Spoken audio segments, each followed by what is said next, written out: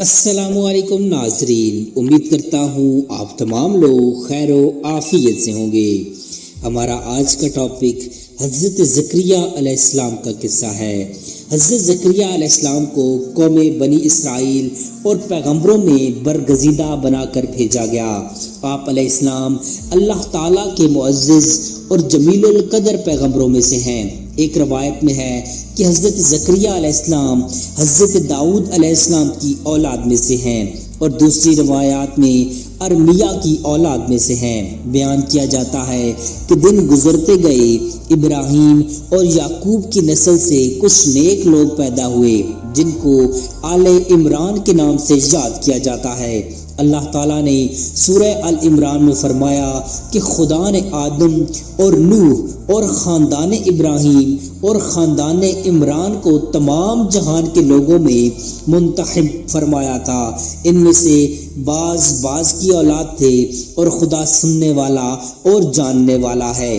زکریا علیہ السلام کی بیوی یحییٰ علیہ السلام کی والدہ اور مریم علیہ السلام کی والدہ حنا دونوں حقیقی بہنیں تھیں، جبکہ زکریا علیہ السلام رشتے میں مریم علیہ السلام کے خالو لگتے تھے۔ حضرت عمران علیہ السلام کی بیوی نے منت مانی تھی کہ جو بچہ پیدا ہوگا اسے بیت المقدس کی خدمت کے لیے وقف کر دیں گے۔ حضرت مریم علیہ السلام کی پیدائش کے بعد جب انہیں بیت المقدس میں لایا گیا تو ان کی کفالت کی ذمہ داری اللہ نے حضرت زکریا علیہ السلام پر ڈالی۔ آپ علیہ السلام بنی اسرائیل میں معزز شخص مانے جاتے تھے۔ حضرت زکریا علیہ السلام کی کفالت میں مریم علیہ السلام نے بہت اچھی پرورش پائی، اور وہ نیک، عبادت گزار اور بہت زیادہ سچ بولنے والی تھی۔ سورہ ال عمران میں ارشاد ہوا تو پروردگار نے اس کو پسندیدگی کے ساتھ قبول فرمایا اور اسے اچھی طرح پرورش کیا اور زکریا کو ان کا متکلف بنایا۔ زکریا جب کبھی عبادت گاہ میں اس مریم علیہ السلام کے پاس جاتے تو اس کے پاس کھانا پاتے کی کیفیت دے کر ایک دن مریم سے پوچھنے لگے کہ مریم، یہ کھانا تمہارے پاس کہاں سے آتا ہے؟ وہ بولی، خدا کے ہاں سے آتا ہے، بے شک خدا جسے چاہتا ہے بے شمار رزق دیتا ہے۔ بخاری و مسلم، ترمذی و نسائی کی حدیث میں آپ صلی اللہ علیہ وآلہ وسلم نے فرمایا، وہ مریم علیہ السلام اپنے زمانے میں سب سے افضل عورت تھی، اور اس امت میں خدیجہ رضی اللہ تعالیٰ عنہ سب سے افضل عورت ہے۔ زکریا علیہ السلام نے جب حضرت مریم علیہ السلام کی فضیلت دیکھی تو ان کے دل میں بھی اولاد کی خواہش پیدا ہوئی، کیونکہ اس وقت تک آپ بے اولاد تھے، جبکہ آپ کی عمر اس وقت 100 سال سے زائد تھی اور بیوی 90 سال کی تھی۔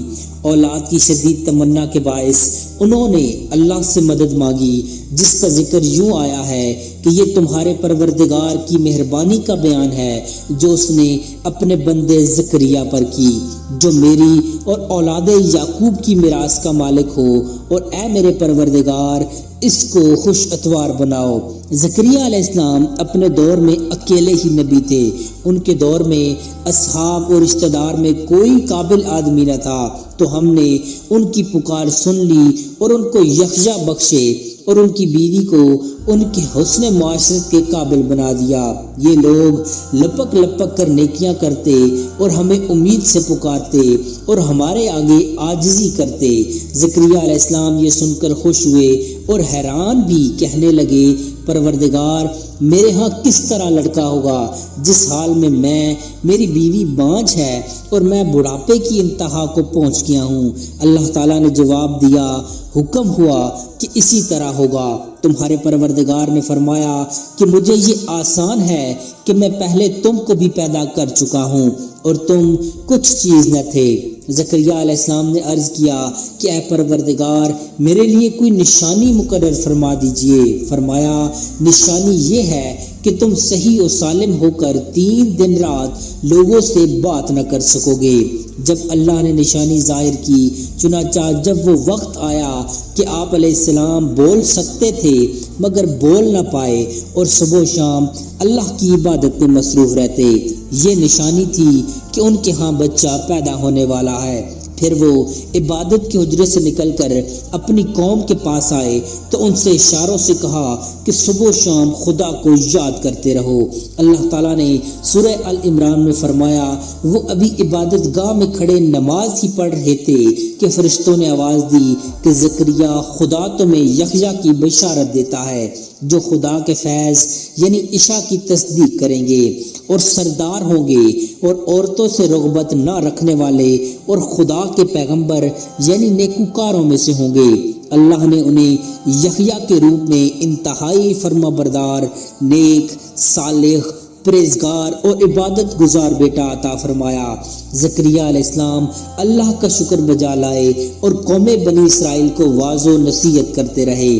بنی اسرائیل کی خباثت، جب بنی اسرائیل نے حضرت زکریا علیہ السلام کو مارنے کا قصد کیا تو آپ نے ظالموں سے بچنے کے لیے ایک درخت کے کھوکھلے تھنے میں جاتے ہوئے دیکھا۔ جب وہاں پہنچے تو آپ کو کہیں نہ پایا۔ اتنے میں لوگوں کے پاس شیطان آیا اور بتایا کہ جس کو آپ تلاش کر رہے ہیں وہ یہاں ہے۔ اس کے بعد آپ کو شہید کر دیا گیا۔ انسان کتنے ہی بلند و بالا مقام پر پہنچ جائے اور اللہ کے ساتھ اسے زیادہ قرب حاصل ہو جائے تب بھی وہ اللہ کا بندہ ہی رہتا ہے اور کسی بھی بلندی پہ پہنچ کر وہ اللہ یا اس کا بیٹا نہیں ہو سکتا، نہ اس کا شریک ہو سکتا ہے۔ اللہ جل شانہ کی ذات پاک وحدہ لا شریک ہے اور بیٹا باپ کی نسبتوں سے پاک ہے، لہٰذا ہمیں اپنے آپ کو لمحے لمحے گمراہی سے بچانا چاہیے تاکہ اللہ کی پکڑ سے بچے رہیں۔ اس کے لیے ایمان کی مضبوطی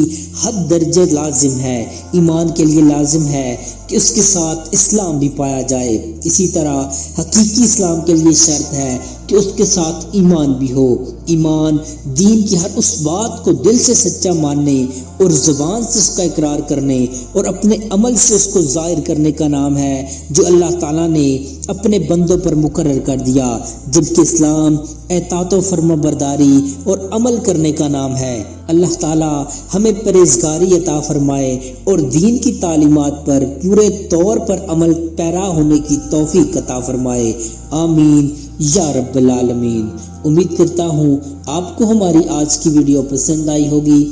مزید ایسی انفارمیٹو ویڈیوز دیکھنے کے لیے چینل کو سبسکرائب کر لیجیے۔ جزاک اللہ خیرا۔